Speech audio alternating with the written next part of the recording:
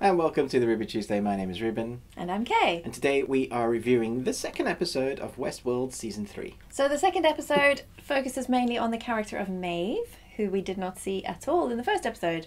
And we don't see Dolores, who we focused on in the first episode. So this is Maeve's episode, with a bit of Bernard thrown in on the side. Yeah, a little bit of Bernard. Yeah, just to further their storylines. And so we're basically just trying to catch up with Maeve and figure out what she's been doing since the end of season 2.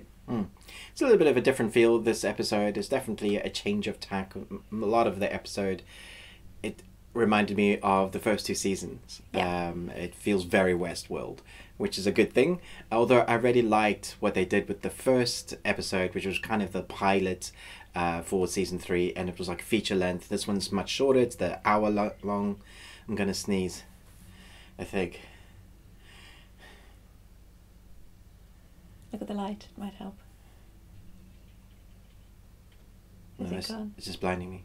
The first episode was feature length, and this one is the normal kind of standard rate, and it also felt a bit long. I felt like it was taking its time telling the story. I think it didn't help that you didn't understand what was happening at all until the latter half, or even like the last 20 minutes of the episode. There was a lot of confusion because they rely on things that have happened from last season. You've got to kind of remember what's happening or what has happened with those characters. So you're trying to, wait, who's that guy again? Who's that guy?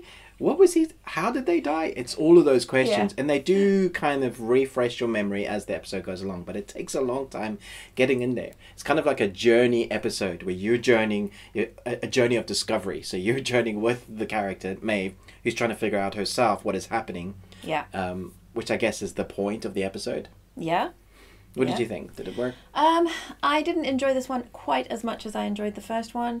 I found this one confusing, like you said. And I think the frustration for me was like, I felt like I was supposed to know what was going on. I felt like I was supposed to remember what had happened way back at the end of season 2 and figure out, you know, like what's happening. But also the sort of the science, the computer science behind it was a bit confusing for me.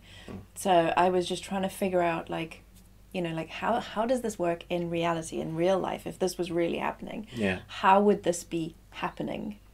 You know, because surely if you are some sort of an AI construct, you're connected to something.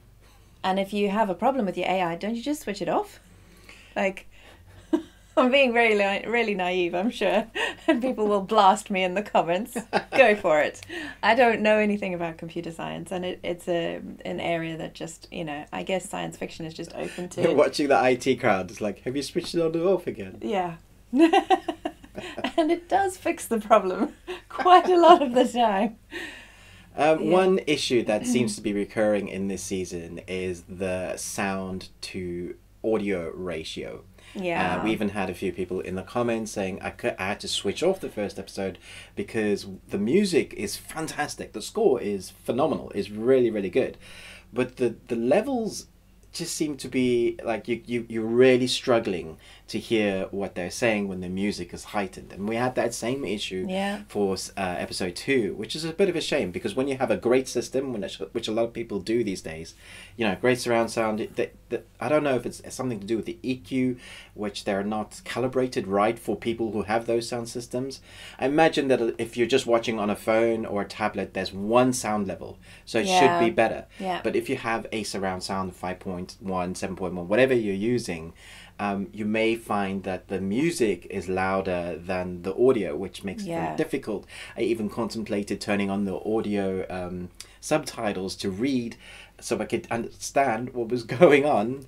And I can hear. I just had my ears cleaned, so good for you. A fun episode. I'm eager to see where they're going with it. I think that was the most exciting thing for me, the kind of revelation of what was happening towards the end, and then you were like, oh, okay, so what are they going to do with that? What does that mean for the characters now? I did miss one of my new favorite characters from episode 1, Paul, the actor, Aaron Paul. I loved his character in episode 1 because you get to see him become this anti-hero with Dolores. And that storyline for me is the more exciting one. Not that Tandy Newton's character isn't very exciting to watch. She's amazing. She's just incredible. I'm looking forward to seeing once these characters join together, what happens to them on screen. Who's going to be on what alliance. Yeah. Yeah. Yeah. Chat to us in the comments below. Let us know what you thought about this episode. Are you excited to continue to see where this series goes? Do you think it's going to be the last season? And who is your favourite character? Yeah. Look out for much more content coming from the Ruby Tuesday as we are all, contained. Hopefully you are obeying the rules so that the virus doesn't spread more. Watch our reviews, watch the stuff we recommend and tell us whether we're doing a good job. And if you have anything else that you'd like us to review, maybe we can check that out. Thanks so much for watching this episode review. But most of all, until next time, remember, live long and Tuesday.